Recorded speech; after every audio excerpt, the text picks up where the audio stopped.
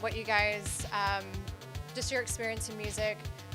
So what kind of instruments do you play, and how did that go into your idea into doing the film? Well, Brad's more of a musician. I've had like synthesizers and MS-20s and like old drum machines, TR-808s and 707s, and I mess with them and for fun. He was a drummer. He's been in bands, so he's more musical in that. But I was also a DJ in Houston for 10 years, so like spinning hip hop and stuff. So, and I did that starting when I was like 18 years old and did it for 10 years. So that's kind of like my musical background. Yeah, similar. I mean, I spent a lot of time playing in bands since I was very young, and played drums for a long time, got into synthesizers and keyboards before I kind of discovered Suzanne. And then making the film, I've gone kind of crazy. So I have a bunch now, and I go home and play every day, it seems. And tell me about what the film is about, so people who haven't seen it, what they can expect, and why they should see it. The film is about Suzanne Ciani, and she's a pioneer in electronic music. She was one of the early pioneers in creating music from synthesizers, and she used those sounds in her commercial work, and her work making her own albums, and she's just incredibly prolific, and had a chance to, at that time in the 60s, to get married like everyone else and have kids, and she decided to kind of break that mold of what she was supposed to do and do her own thing and follow her dream of like making music. And she made it work with her commercial stuff and her albums, and she's made a ton of albums, and she's just, we thought, just Brad's always digging up, like he's like music archaeologist, so he always finds these obscure albums and sends them to me. And one day he showed me Suzanne's work, and we were both just like blown away, and we're huge fans for a while after that.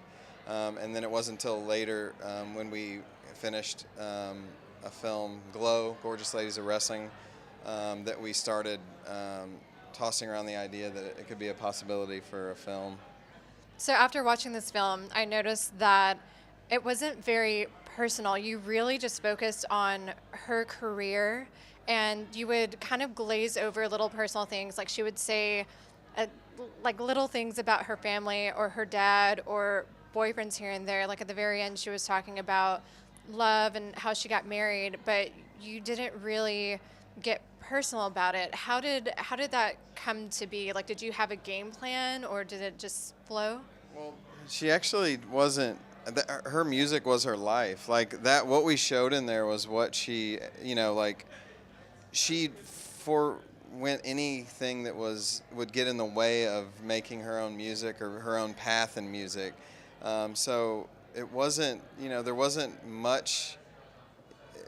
We just kind of went in with our questions and delve into it, and we got what she was giving us. I mean, I think you have an hour and a half for a movie, and you have someone who's had an incredibly rich career. So like so many steps, so many chapters. Of course you can touch on relationships, but for her, like her relationships and her love life and things sort of ran counter to her career. So like, I didn't have time for a boyfriend here, or this was the role that my dad played, this is the role my mom played. We touch on those things, but I think that her career is the story. And, even when we do get into her romantic life a little bit, I mean, it's very quickly, it didn't last. So it's one of those situations where then again, it marks a shift in her career, and we're moving on with her career. So, yeah. And she really did have a love affair with her instruments. Those were as important to her as a family member. It may sound funny, but it's true. Those instruments were everything to her. The bukla. So for me personally, I'm also a musician. So I was watching this film, and I have a connection to her because I play guitar, and it's a man's world. Was there any parts of you that were just like, yeah, feminism, like let's throw this in? Oh, for sure, that was a huge part of it. One of our our second film, Glow, Gorgeous Ladies of Wrestling, is about powerful female wrestlers that were, kind of breaking this, stereotype of wrestling as a boys' club, and if women were in wrestling, they were on each side of the arm of the big wrestler. And Glow was like these women, these powerful women would go out there, all shapes and sizes, and wrestle like the men. It was campy and it was silly for sure, but they were inspiring, little girls to be superheroes kind of. And so, I don't know if that's conscious or anything that our work, but definitely her being a powerful woman, paving her own way in that art form that was super male dominated was definitely, we were highly impressed by that, and we thought that was one of the major themes of the story. But we also didn't want to overstate it. We didn't want to say, oh, look what she did as a woman. It was more like just look what she did, Yeah, no, that's good. Yeah. Thank you. Was there, after watching the film, and especially since you directed it after it was finished, was there anything that you wished you would have put in or asked? Or maybe done differently? I don't know. If films are documentaries are evolving through, you come up with these ideas, we have these structures that we think are going to work, and then you go into it completely open, ready to turn the path of the film at any time. And so we're always, on our films, we're always willing to go wherever it's going to take us, but also keeping in mind that we have a film to make. It's an hour and a half, and we can't go crazy. So in terms of things I wished, I don't think so. I wish I would have I bought more synthesizers and kept them. I wish I would have had a better relationship with my dad. Ask us in a couple years, maybe. We'll watch it and we look back. I don't know. It's tricky because it's so much work. It's so much time. I don't even know how to look at it anymore. But I do. I feel like I see something new and interesting in it that. I don't know. I don't feel like there's anything that I would change necessarily. No.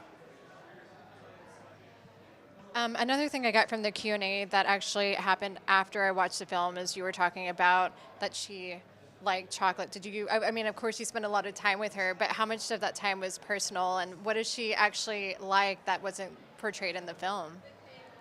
Well, the fact that she's incredibly sweet, and she cooked us meals and made us coffee and made sure our entire crew was eating all the time and we're happy, and do we need to stay the night? Are we okay to drive? She was the nicest, sweetest woman ever, like a family member. She treated us like family, and never was pretentious or never took herself too seriously. She's a professional in the highest regard. She's an incredible, she holds herself she demands respect, but she doesn't, yeah, she's not a diva at all. So that was one thing that I guess, I don't know if that comes through in the film. I don't know how it could, but behind the scenes, she was the sweetest person ever. Well, before I conclude the interview, is there anything that people haven't asked you about the film that you're just oh, I wish you would have asked me this. I wish I could express this about the film, or tell them little details or little bloopers that happen? Oh, she met Guar one time. I wish that was in there. Oh, yeah, that'll be special features maybe, yeah. I wish, and now we're doing regrets again. Yeah. I wish I would have went surfing at her house. Oh, that's a good one. I always see the surfers out there, and I wish, I feel bad because I surf, and I wish I would have surfed.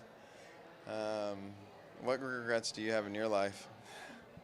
I mean, she had a lot of stories. I mean, I guess, honestly, if I was going to tell you that there was something that sometimes I wish I could have done this or that, I can't narrow it down, but there are stories in her life, things that happen over the years that I wish, I sometimes think, oh, if I could have wedged that into the film in some way, but you go where the film takes you. But, I mean, she slept on Philip Glass's floor, and she worked with Vangelis, and there were all these stories that would have been nice name dropping, but just didn't, they didn't necessarily. I would have been shoving them into the story, not like letting them flow naturally, like I feel like the story flows as it is. So there's a little bit of that, but like I said, special features. There's a DVD, and maybe there'll be some of that stuff included, so that'll be cool. Do you know what a DVD is? Yes. Okay. All right, so I guess my last question is there any films or music that you're working on now or that you're planning on work on in the future? Any ideas of films that you want to do? That's okay. Let's do that. Yeah.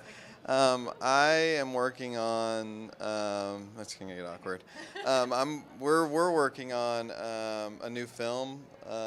So that's one thing. And one of his bedrooms in his house is crammed full of synthesizers. So he's working on music. So and hopefully he'll be releasing some. But and we're working on a new film. We hope to do some. We're always, like every other doc guy wants to get into narrative. So, of course, we want to do some narrative stuff. So we're just like, right now we're just taking this film as it's, we just signed with Gunpowder and Sky. And we're doing a short theatrical run. We're really looking forward to that. And so I think we're just kind of riding this and then, excited about what's going to happen next, whatever comes our way. All right, that's Russell.